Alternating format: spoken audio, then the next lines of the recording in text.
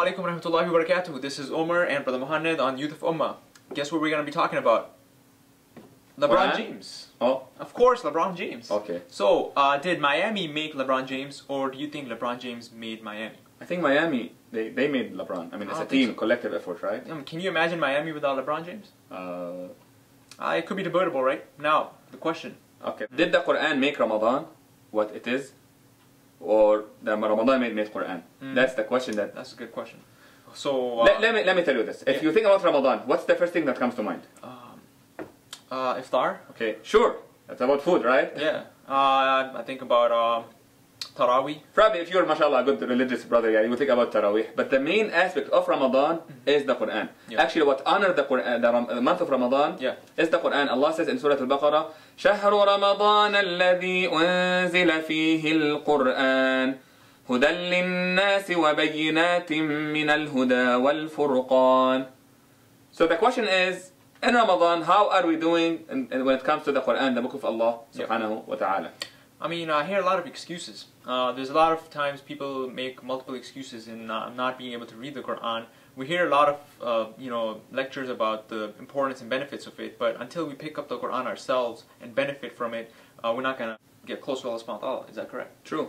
I mean, that's true, but let me tell you this. With the Quran, you're always winning. Whatever you do, even if you're not fluent in the Quran. Actually, the hadith says that whoever reads the Quran and he's fluent and he's excellent, mashallah, with tajweed, beautiful voice and everything, he will be resurrected with the angels. مع السفرة الكرام البررة. Wow. And whoever does not know how to read the Quran, but he's reading, he's putting the effort, he's struggling, and he's stuttering, so فَلَهُ أَجْران. He will be rewarded actually twice for the recitation and for the effort. But let me tell you this, Allah says, the hadith says, إِنَّ اللَّهَ يَرْفَعُ بِهَذَا الْكِتَابِ أَقْوَامًا. Allah honors, raises people with this book, وَيَضَعُ بِهِ آخَرِينَ. Some people might be degraded, humiliated, if they don't relate to the Quran, if they don't consider the Quran as important as they should be. Wow. That's in the dunya. In the hereafter, you know the hadith where the Prophet ﷺ says, صاحب القرآن, the companion of the Quran, he will be told, اقرأ وارتقي, read and recite and elevate your status in paradise, فإن منزلتك عند آخر آية تقرأها. Your rank in paradise will be at the last ayah that you recite. The Quran is your constitution in the dunya. The Quran is your passport to the hereafter. It's your ticket to enter Jannah and to raise in Jannah. Is it not correct that the Quran will witness on the Day of Judgment for the person who read it, that it kept the person from going to sleep because he was reciting the Quran? That's true, and this hadith actually talks about as-siyam and al-Quran. So it's talking that both will intercede for the servant on the Day of Judgment. So the fasting will say, Ya Allah, I deprived this person from eating in the day, so please forgive him. And the Quran will say exactly as you said. The Quran will say, Ya Allah, I deprived him from sleeping in the night. Wow. So, subhanAllah. So by the way, the Siyam and Quran, they come together. Yep. Because Quran was revealed in Ramadan. No, I notice about myself as well. I try to do other things and volunteer and around the house, try to catch up with family and whatnot. And the Quran still gets kind of sidetracked. So how do we deal with that? We really need to, as we can see, we need to focus on the Quran. Yeah. Inshallah, in the next video we'll talk more about not only reading the Quran, understanding the Quran that we read, and acting upon the Quran, inshallah ta'ala. Inshallah. There's a lot of excuses people make and then they end up keeping themselves away from this mercy and from going to the Quran. For example, I don't have wudu right now, I don't understand the Quran, I don't know how to read it. Or I think it's haram to read it if I don't know. Yeah, if I read it and I make mistakes, it's haram, so I should not touch it. If I read it and I understand the things that I'm not supposed to do, then I'm going to be blameworthy for it, so it's better not to read it. These type of attitudes. So what do you have to say about that? What I think the main problem is our attitude towards the Quran. Because we can have different excuses not to work out, not to earn a degree, not to wake up and shovel the snow, in the morning. We have different excuses, but it's all about our attitude. If we really have the strong will to do something, we are going to do it. I mean, we can always have different excuses, but the reality is, this is the book of Allah subhanahu wa ta'ala, this is your constitution, this is your handout, this is your manual as a Muslim in life, as a human being in life, and it's your choice.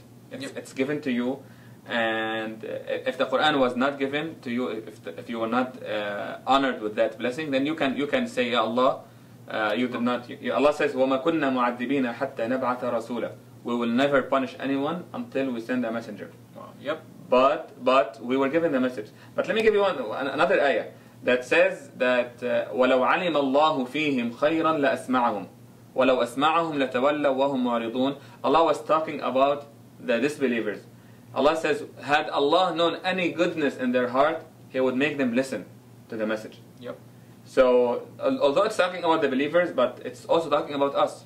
Since we got the message, since Allah has honored us with this message, this means Allah knows some goodness in my heart and in your heart. Wow. So that's a good inspiration and motivation for us to work on that message and apply it, inshallah, in our lives. You know, you mentioned the manual. I mean, if you think about it, everything in our life, it revolves around some kind of manual. Every product that we buy, whenever we buy it, it comes with some kind of manual. So, for example, yeah, I mean, that probably came with a manual too. Yeah. Now, if we were to, let's say, drive our car without oil, right, and it goes down, an engine goes down, and then you go to the dealer and you say, you know, what happened, my car is messed up.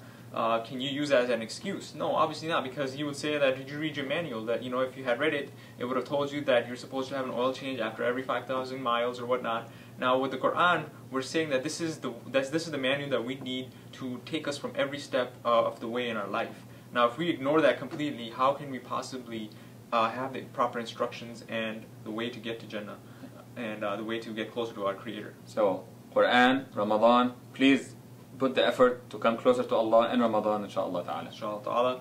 May Allah subhanahu wa ta'ala bless you guys. In our next video, we'll be discussing the understanding of the Quran and acting upon it.